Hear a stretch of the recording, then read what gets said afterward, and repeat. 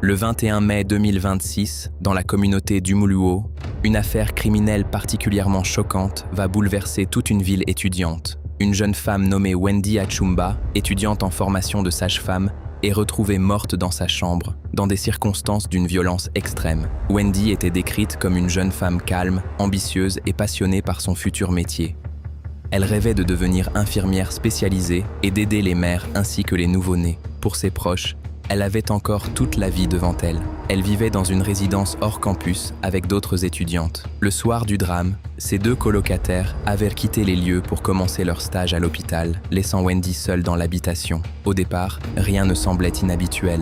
Mais lorsque plusieurs heures passent, sans aucune nouvelle de Wendy, l'inquiétude commence à monter. Sa porte reste fermée, elle ne répond ni aux appels ni aux messages, et personne ne l'a vue sortir de sa chambre. Selon certains témoignages, c'est son petit ami qui aurait donné l'alerte après être venu lui rendre visite ce soir-là. Après avoir frappé plusieurs fois sans obtenir de réponse, il tente de l'appeler, mais son téléphone reste inaccessible. L'atmosphère devient rapidement pesante. Les voisins présents dans la résidence décident alors de forcer la porte, et ce qu'ils découvrent à l'intérieur va les traumatiser. Wendy est retrouvée allongée sur son lit, dans une scène décrite comme extrêmement violente. La chambre porte des traces évidentes de lutte. Des vêtements sont éparpillés au sol, du sang est visible dans plusieurs endroits de la pièce, et la jeune femme présente une grave blessure au niveau de la gorge. Les personnes présentes comprennent immédiatement qu'il ne s'agit pas d'un simple accident. Très vite, un détail intrigue les enquêteurs. La porte semblait verrouillée de l'intérieur. Une question se pose alors immédiatement.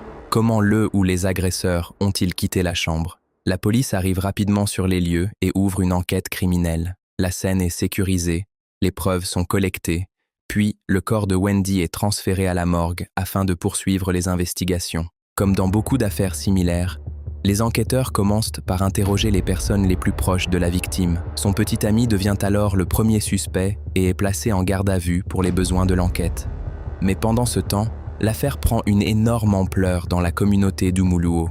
Des manifestations sont organisées, des étudiants réclament justice, et la population entière veut comprendre qui a pu commettre un acte aussi brutal. Progressivement, certains habitants commencent à transmettre des informations aux autorités.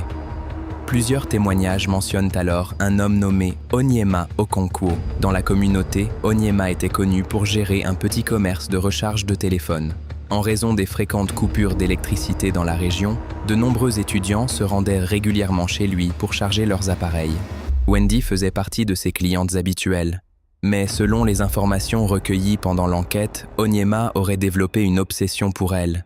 Il lui aurait fait plusieurs avances sexuelles, avances que Wendy aurait clairement rejetées. D'après les enquêteurs, ce refus aurait profondément blessé son ego. Par la suite, Onyema aurait commencé à surveiller discrètement Wendy.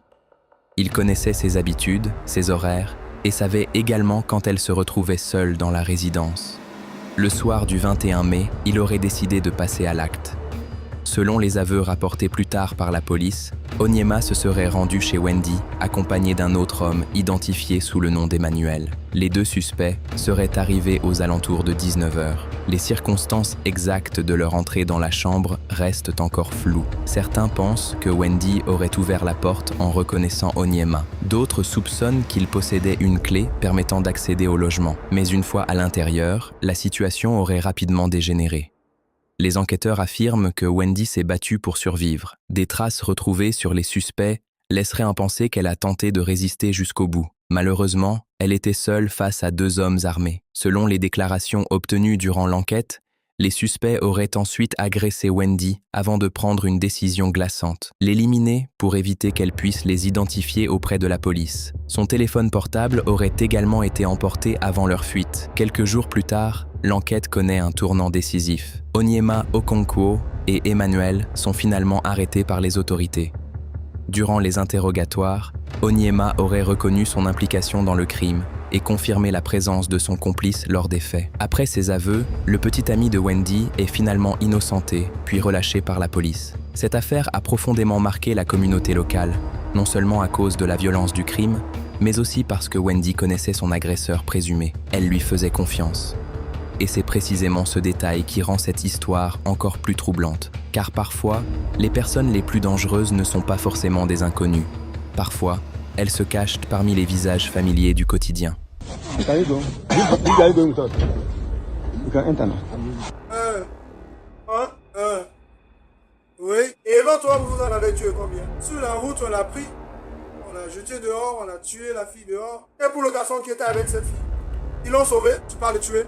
Tu dis qu'il a tué. Je précise clairement que je n'en ai tué qu'un seul. Juste un. Il dit la vérité.